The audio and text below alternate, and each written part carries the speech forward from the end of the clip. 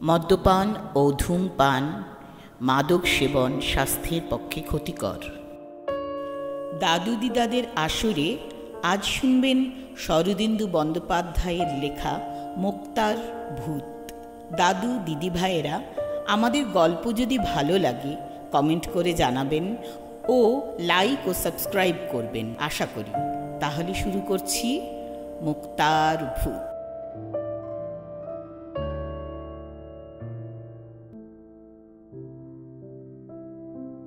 শিবু মোক্তার আর বেনি মোক্তারকে মহকুমার সকলেই চিনত। তাদের মতো ধূর্ত ধরিবাজ লোক ও তল্লাটে আর ছিল না। লোকে যেমন তাদের চিনত, তেমনি ভয়ও করত। একবার তাদের পাল্লায় পড়লে আর কারুর রক্ষে ছিল না। জোঁক যেমন গা থেকে রক্ত শুষে নেয় অথচ জানতে পারা যায় না, তারাও তেমনি মিষ্টি কথায় ভুলিয়ে টাকা শুষে মক্কেলকে সর্বশান্ত করে দিত। আদালতে দুজনের মধ্যে রেষারেষি চলত, আবার বাইরেও ভাবও ছিল। কিন্তু শিবু মক্কেলকে বলতো, আরে বেনিটা জানে কি, ওকে এক তড়িতে উড়িয়ে দেব। আবার বেনিও নিজের মক্কেলকে বলতো, শিবুটা একটা আস্ত গাধা, আইনের পেঁচে ফেলে ওর দফা রফা করব। কিন্তু সন্ধেবেলায় একজন আরেকজনের দাওয়ায় বসে তামাক না খেলে রাত্রে ঘুম হতো না। এমনিভাবে দুই মোক্তার সারা জীবন পরস্পরের সঙ্গে বাইরে বন্ধুত্ব আর ভিতরে শত্রুতা করে ক্রমে বুড়ো হয়ে এল। দুজনেরই বেশ টাকা কড়ি, বাড়ি ঘর হয়েছে। বলতে গেলে তারাই দেশের মধ্যে সবচেয়ে গণ্যমান্য হয়ে উঠেছে। বারোয়ারি দুর্গাপূজায় এক বছর শিবু প্রেসিডেন্ট হয়, তা পরের বছর বেনি প্রেসিডেন্ট হয়। স্কুল কমিটিতেও তাই, কেউ কারুর চেয়ে খাটো নয়। ওদের দুজনের মধ্যে বোধহয় শিবুরই ফিজলে বুদ্ধি বেশি ছিল। সে একদিন মনে মনে মদ্র বাঁধলে বেনিকে ভালো করে ঠকাতে পারেনি। বুদ্ধির যুদ্ধে কখনো বেনি জিতেছে, কখনো শিবু জিতেছে। ফলে কেউই বড়াই করে বলতে পারত না যে আমিই বেশি চালাক। শিবু মোক্তার বন্দি করে হঠাৎ একদিন সন্ধ্যাবেলায় হন্তদন্ত হয়ে বেনিকে গিয়ে বললে, ভাই বেনি, বড় বিপদে পড়েছি, 50টা টাকা ধার দিতে পারো? আমি কালই ফেরত পাবো। বেনি শিবুর মতলব বুঝতে পারলে না, বললে, তার আর কি, নিয়ে যাও। শিবু টাকা নিয়ে নিজের বাড়িতে গ্যাঁট হয়ে বসল। পরদিন টাকা ফেরত দেবার কথা, কিন্তু শিবুর দেখা নেই। বেনির মন উতলা হয়ে উঠল। তারপর আরও দুদিন কেটে গেল, কিন্তু শিবুর টাকা দেবার কোনো চেষ্টাই দেখা গেল না। বেনি মহা ফাঁপড়ে পড়ল। সে বুঝলে শিবু তাকে বিষম ঠকিয়েছে, কিন্তু লজ্জায় সে কথা কারুর কাছে বলতে পারল না। হ্যান্ড নোটে না লিখিয়ে নিয়ে শিবুকে সে টাকা ধার দিয়েছে এ কথা জানাজানি হলে দেশ শুদ্ধ লোক হাসবে, বলবে বেনি মুক্তারটা গাধা। শিবুও তাই চায়। বেনি মুক্তার ভেবে ভেবে আধখানা হয়ে গেল। শিবুর সঙ্গে যখনই দেখা হয় বেনি ফিস ফিস করে বলে, ভাই শিবু, আমার টাকা। শিবু হেসে বলে, বেনি ভাই, বুড়ো হয়ে তোমার কি মাথা খারাপ হয়েছে? টাকা আবার আমি কবে নিলুম? বেনি রেগে বলে, দেবে না তাহলে? আচ্ছা, আমিও দেখে নেব। শিবু হ্যাঁ করে হেসে বলে,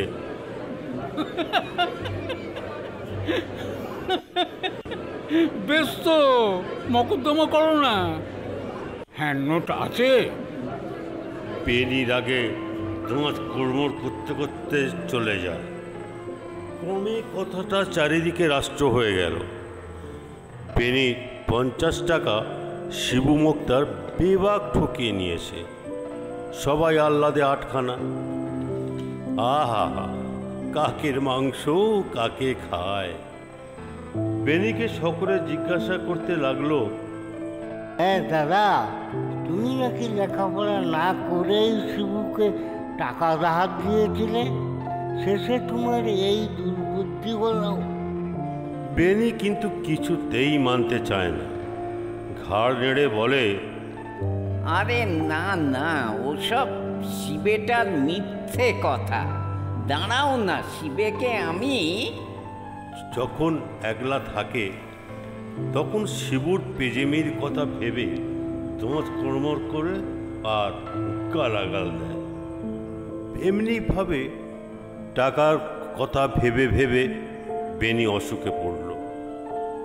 একে বুড়ো মানুষ, তার উপর টাকার শোক। বেনি যায়। ডাক্তার বুদ্ধিরা তার অবস্থা দেখে আশা ছেড়ে দিলে। বেনি কিন্তু তখনও টাকার আশা ছাড়েনি। কেবলই ভাবছে কি করে শিবুর কাছ থেকে টাকা উদ্ধার করবে, আর তার অন্য চিন্তা নেই।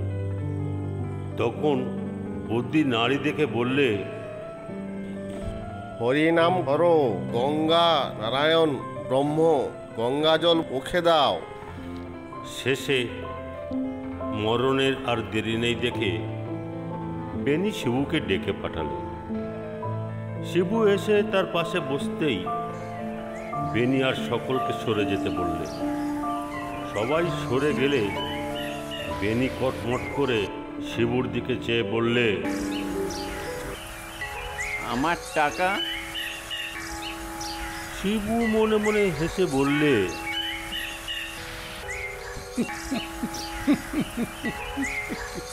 কিছু ভেবো না ভাই বেনি, তোমার টাকা ঠিক আছে। এখন হরিনাম করো, তোমার ভালো মন্দ একটা কিছু হলেই তোমার টাকা তোমার ছেলেকে দেবো। তুমি নিশ্চিন্তি হয়ে বৈকুণ্ঠে যাও। বেনি বললে, না, এখুনি দাও। শিবু বললে, এখন টাকা কোথায় পাবো ভাই? কালই তোমার ছেলের হাতে দিয়ে দেবো, তুমি ভেবো না। শিবু দেখলে মিনিট 10 মধ্যে বেনি পটল তুলবে। সে বললে, আচ্ছা, তুমি একটু অপেক্ষা করো, আমি টাকা আনছি। বলে সে চলে গেল। নিজের বাড়িতে ফিরে গিয়ে শিবু গম্ভীরভাবে বসে রইল। তারপর বেনির বাড়ি থেকে যখন মরা কান্না উঠেছে, তখন সে আবার বেনির বাড়িতে গিয়ে হাজির হল। যেন কতই শোক পেয়েছে। এমনিভাবে কাঁদতে কাঁদতে বেনির ছেলেকে সান্ত্বনা দিতেই লাগলো। বললে,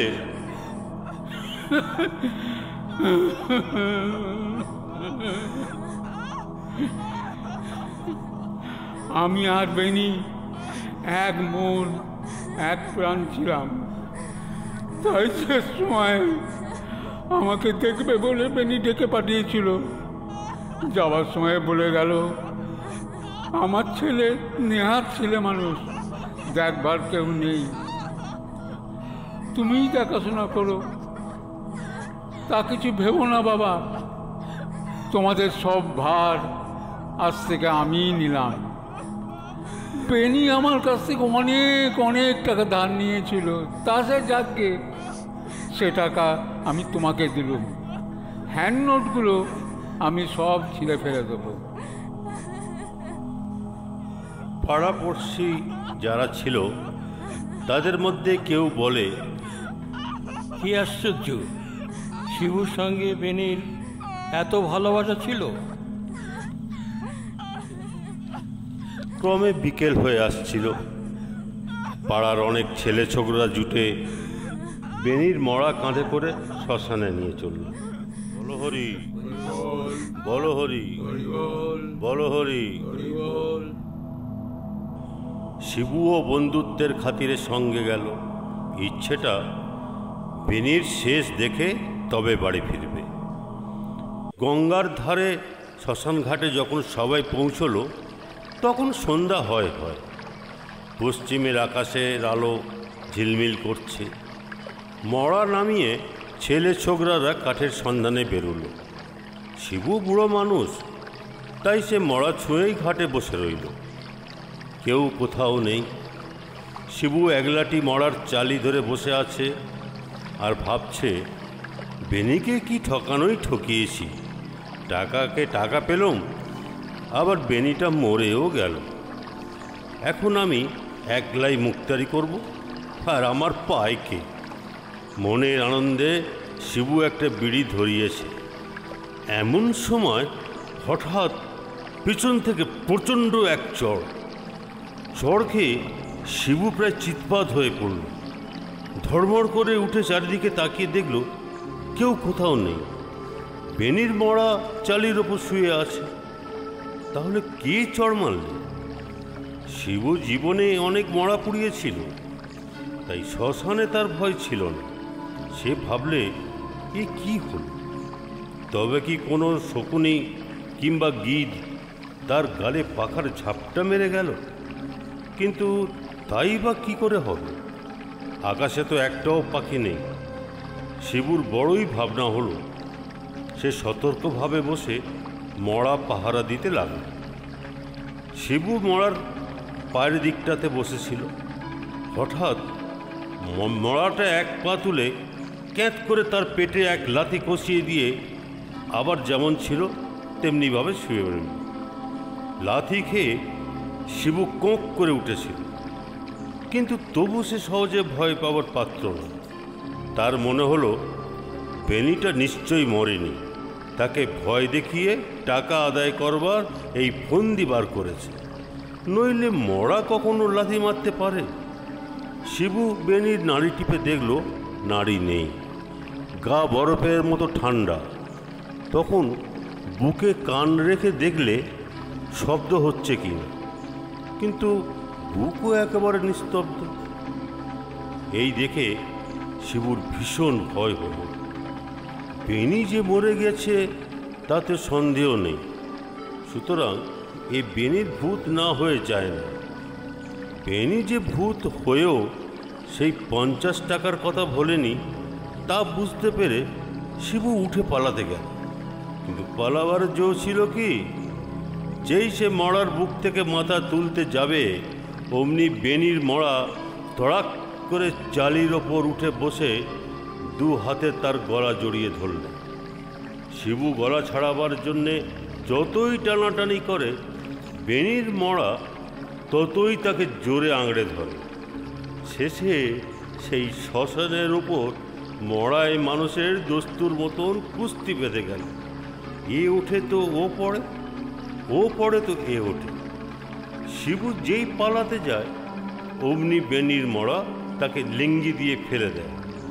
শিবু বাবারে মারে গেলুম রে বলে চেঁচাতে লাগলো আর মরার সঙ্গে মারামারি করতে লাগলো। কিন্তু ভূতের সঙ্গে পারবে কেন? বেনির মড়া একেবারে নাছড়বান্দা। কিছুক্ষণ পরেই শিবু ক্লান্ত হয়ে পড়ল।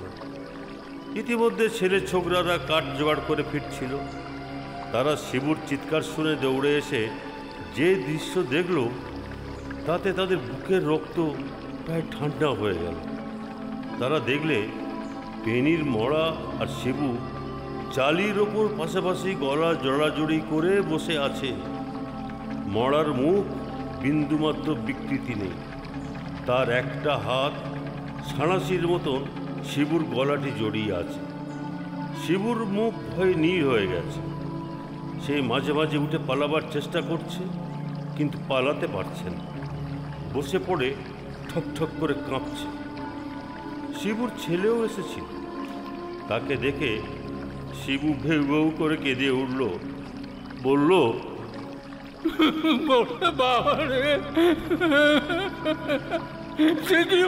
বাড়ি যা 50টা টাকা, 50টা টাকা বেনির বইয়ের হাতে দিয়ে আয়, নইলে আমাকে ছাড়বে না। শিবুর ছেলে বাপের অবস্থা দেখে বাড়ি দৌড়লো, আর সকলে আলো জেলে চালি ঘিরে বসে রইল। পোড়াবার তো উপায় নেই, পোড়াতে হলে দুই মুক্তারকে একসঙ্গেই পোড়াতে হয়, কারণ বেনির মরা তখন শিবুর গলা জাপটে ধরেই বসে আছে।